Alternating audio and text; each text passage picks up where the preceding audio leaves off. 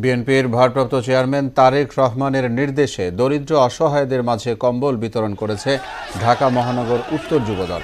দুপুরে রাজধানীর মিরপুর ১ নম্বরে শিশু পার্ক মাঠে উত্তর যুবদলের সদস্য সচিব সাজ্জাদুল মিরাজ তাদের হাতে কম্বল তুলে দেন।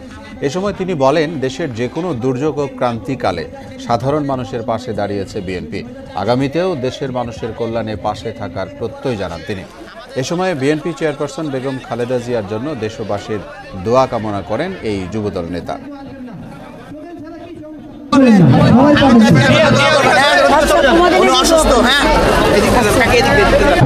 এমন পরিমাণ নিপীড়ন নির্যাতন সেই স্বৈরাচারী সরকার চালিয়েছে যে তাদের অনুসারীরা, যারা যুবলীগ ছাত্রলীগ যাদের অনুসারীরা আছে, রঙ্গ সংঘে কোথাও কোনো তাদের নেতাকর্মী থেকে দেখা যায় নাই।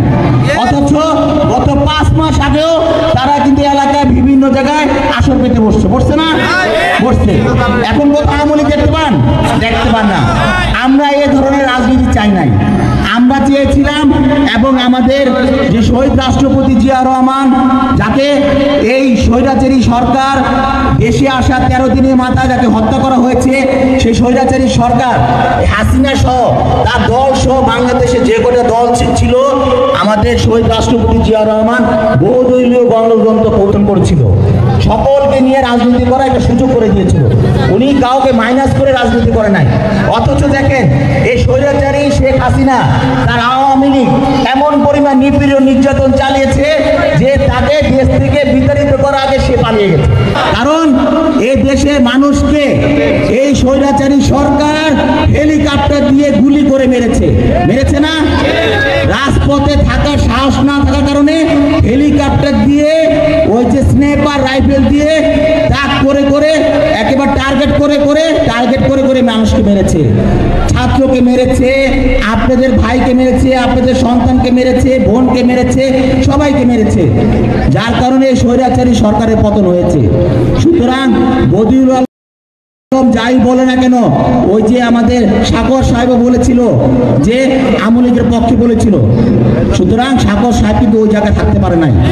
এই বাংলাদেশের জনগণের বিক্ষোভের মুখে তার পদত্যাগ করতে হয়েছে না, পদত্যাগ করতে সে বাধ্য হয়েছে। বদিউল আলম কেন, এরকম ১০০ বদিউল আলম আসলেও বাংলাদেশে এই স্বৈরাচারী শেখ হাসিনাকে ঠাঁই দিতে পারবে না। কারণ এই বাংলাদেশে স্বৈরাচারী শেখ হাসিনার কোনো জায়গা নাই। কারণ জনগণের বুকে তারা গুলি চালিয়েছে।